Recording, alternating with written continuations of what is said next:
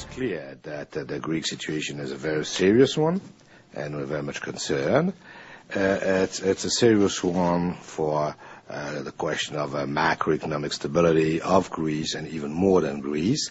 It's also a very serious question for the Greek people. The head of the IMF, Managing Director Dominique Strauss-Kahn there. The IMF right now in talks with Athens, also the EU, to outline a 3-year economic policy plan for Greece. Let's get to our guest. Jim Rogers is back with us, chairman at Rogers Holdings here at our Asia headquarters and up in Hong Kong. Kirby Daly is back as well, senior strategist at the New Edge Group.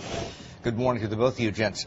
Jim, good to see you again. Welcome back. Delighted to be here, Martin. What do you make of this mess over in Greece? Well, Greece is bankrupt. It looks like they're finally figuring out for themselves that they're bankrupt. And in my view, they should let them go bankrupt and clean up the system.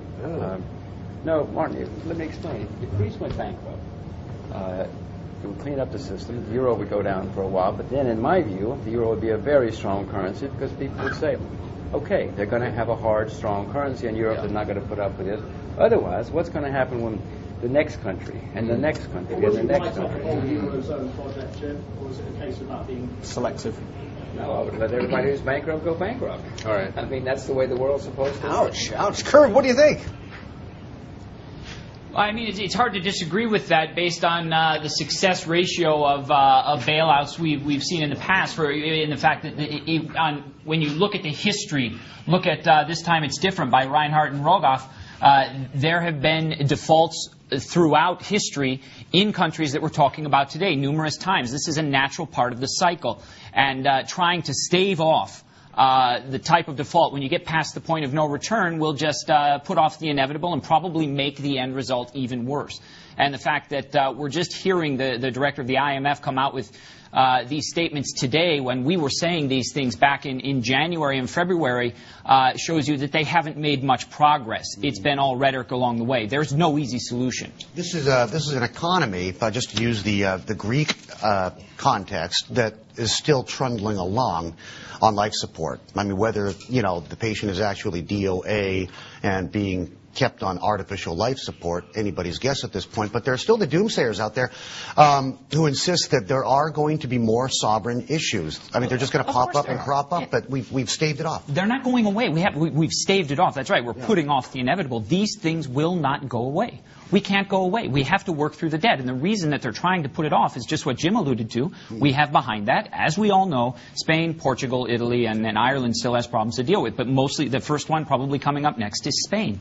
They're slightly different dynamics. These are very real. Europe cannot afford to take care of all these problems. That's why they're not pushing the issue. They're buying time. Guys, you seem to have a similar negative view on the Eurozone. Jim, I've got to ask you, we're looking at the euro this morning dropping to a fresh one-year low to the dollar. Do you think this is pricing in all the bad news, or do you think there's more downside to come?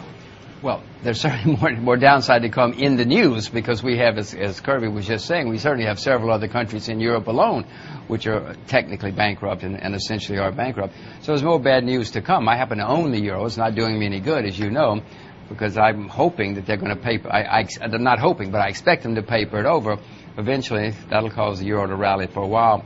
But look, the way to solve this debt problem is not with more debt. The idea that you would solve a problem of too much debt and too much consumption with more debt and more consumption, I mean, that defies comprehension. You cannot believe that grown-ups would stand there and say something like that, but that's why they're politicians. That's what's happening, huh? Kirby, if the situation in the Eurozone is going to get worse before it gets better, then how would you characterize the systemic risk and the threat of contagion for the rest of the world?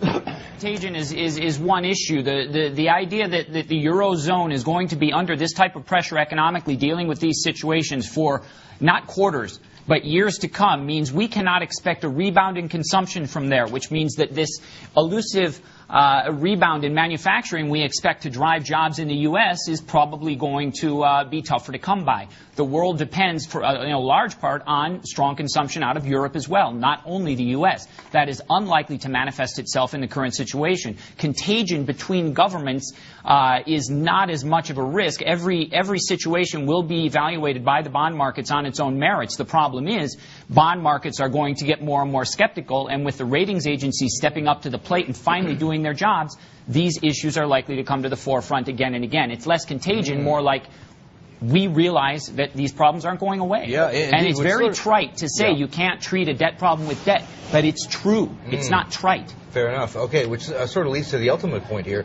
Your old friend George Soros at an economist conference just not too long ago joined a growing number of people saying that, look, credit crisis, what we've just been through, you think that's a crisis? Wait till you see what happens when this whole sovereign debt crisis blows up. Of course, Kirby, it's not just the Eurozone. We've got the United States of America, which is basically bankrupt. We've got the UK, which is bankrupt. These are huge economies. Contribute to a double dip. Well, I don't know how you define double dip. I do know that the next recession, whenever it comes, is going to be much worse because, I mean, America cannot quintuple its debt again. The UK cannot sextuple its debt again. I mean, there's just no more slack in the system. So when we have the next recession, and look, we've had recessions every 4 to 6 years since the beginning of time. We're going to have more by 2012 or who knows when, if not before.